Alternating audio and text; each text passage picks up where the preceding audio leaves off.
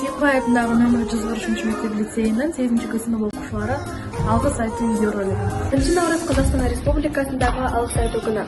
2016 жылдан бастап Қазақстанның тұңғыш президенті Нұрсұлтан Әбішұлы Назарбаев 14 қаңтарда 1 наурызды алғыс айту күні деп жариялаған болатын. Міне содан бастап Қазақстан халқы осы 1 наурызды алғыс айту күні деп тойлап келе жатыр.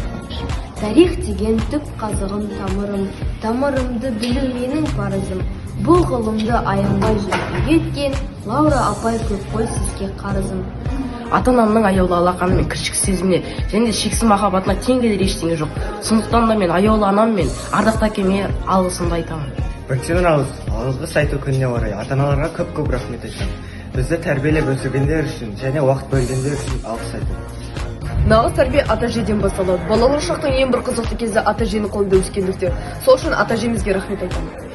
Құрметті ұстаздар, ұстаздық етпес жалғыз үйретуден балаға деген ұлы Абай бабамыз сіздердің жастардың болашағы санасын саналай өткізетін тәлім тәрбие үлгі өнеге өлшеусіздер.